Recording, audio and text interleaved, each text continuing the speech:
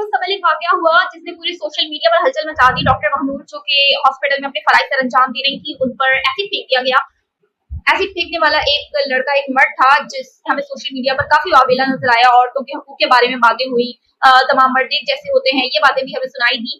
आज एक खबर मेरी तवज्जो के सामने से गुजरी, जहां एक खातून, एक बीवी ने अपने शौहर पर तेजाब फेंक दिया क्योंकि वो उसे तलाक देने के लिए यूनियन ऑफिस गया था। लेकिन बदकिस्मती से मुझे ये खबर सोशल मीडिया पर कहीं नजर नहीं आई। किसी एक भी इन्फ्लुएंसर ने इस इंसिडेंट के बारे में बात नहीं की, क्योंकि इस और विक्टिम एक मर्द था। जी हाँ, मेरा मकसद यहाँ किसी भी वाक़े की अहमियत को कम करना नहीं है। एसिड अटैक एक संगीन जुर्म है, चाहे उसका शिकार मर्द हो या औरत। हाँ, हमें ये बात समझने की शदीद जरूरत है कि मुजरिम मुजरिम होता है और मुतासरा शख्स। इंसाफ को पैमाना जिन्स नहीं बल्कि जुर्म होना चाहिए। इस तरह का कोई वाकया होता है हमारे मुआशरे में तो हम हमेशा मर्दों पर सवाल उठाते हैं, हम हमेशा औरतों के हुकूक की बात करते हैं, लेकिन हमने कभी भी उन फैक्टर्स के बारे में बात नहीं की है जो इसके असल जिम्मेदार हैं। जी हाँ, वाकयात पर सबसे पहला जो सवाल उठना चाहिए वो हमारे तरबियती निजाम पर उठना चाहिए। क्योंकि हर इंसान बाय बर्थ इनोसेंट पैदा होता है, फिर वो चाहे मर्द हो या औरत हो। वो उसके उस मुआशरे पर, उस माहौल पर डिपेंड करता है कि वो उसकी तरबियत कैसी करते हैं कि उसकी मासूमियत बरकरार रहती है या फिर वो शैतान बन जाता है।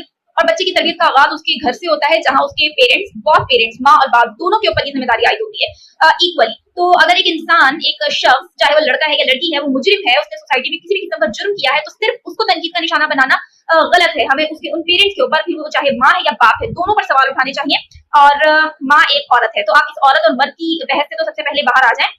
और एक और बात, वाकयात जहाँ बीवियां अपने शौहरों के हाथों जुल्म सितम का निशाना बनती हैं, जहाँ शौहर उन पर जुल्म करते हैं, मारते हैं, पीटते हैं, वहां पर मेजॉरिटी ऑफ केसेस में मैंने ये देखा है कि मर्द अपनी माओ को खुश करने के लिए अपनी बीवियों के साथ ये सब करते हैं। तो माँ भी एक औरत होती है। मर्दों का रवैया, बहुत सारे मर्द ऐसे हैं, मैंने बहुत से केसेस ऐसे देखे हैं जहां मर्दों का रवैया कमरे की हदूद तक अपनी बीवी के साथ मुख्तलिफ होता है। कमरे में वो अपनी बीवी के पाँव भी दबा रहा होता है, लेकिन कमरे से बाहर आते ही उसका रवैया तब्दील हो जाता है, सिर्फ और सिर्फ इस वजह से कि कहीं मैं अपनी बीवी से हंसकर बात कर दूं, मेरी माँ मुझसे नाराज ना हो जाए। वो अपनी माँ के सामने अपनी बीवी को जानबूझकर जलील करता है ताकि उसकी माँ खुश हो जाए, उसकी माँ का दिल को ठंडक मिल जाए। तो फिर यहाँ जिम्मेदार सिर्फ मर्द कैसे हो गया? वो तरबियत करने वाली औरत जिम्मेदार क्यों ना हुई, जिसने उसकी ये जहनियत बनाई है, या जिसने उसके दिल में ये खौफ पैदा किया है। इस मुआशरे में जहाँ बीवियों के साथ अच्छा सलूक करने वाले मर्दों को जमहूरियत जैसे अलकाबात से नवाजा जाता है, वहाँ मर्दों से बीवियों के साथ अच्छा सलूक करने की तवक्को कर कैसे सकते हैं? तो फैक्टर हमारे तालीमी इदारे भी हैं, क्योंकि तरबियत की जिम्मेदारी उन पर भी इक्वली आयद होती है। और तालीमी इदारे हमें 2 जमा 2 4 तो बहुत अच्छे तरीके से सिखाते हैं, लेकिन तरबियती फैक्टर वहाँ पाया नहीं जाता।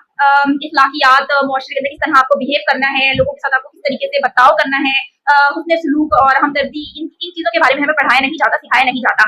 फिर आप 2000 फीस लेने वाले स्कूल से ये तवक्को भी कैसे कर सकते हैं कि वो आपको ये तमाम चीजें सिखाएंगे? उनके तो वसाइल इतने नहीं होते। तो फिर घूम फिर कर बात आपकी सिस्टम पर चली जाती है। तो वाकया होता है, तो हम जिम्मेदारी तमाम मर्दों पर क्यों आयद कर देते हैं? हम उस सिस्टम के ऊपर, इन तमाम फैक्टर्स के ऊपर बात क्यों नहीं करते?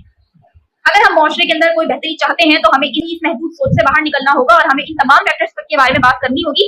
और मुझे तो ये बात भी समझ नहीं आती कि जब हमने हर एक चीज की रिक्वायरमेंट रखी है, अगर आपको कुछ जॉब सिक्योर करनी है तो उसके लिए भी इतनी रिक्वायरमेंट्स होती है जिनसे आपको गुजरना होता है। तो फिर पेरेंटिंग जैसी अहम चीज के लिए कोई रिक्वायरमेंट क्यों नहीं होती, उसके लिए कोई ट्रेनिंग क्यों नहीं होती? मुझे ये बात समझ नहीं आती।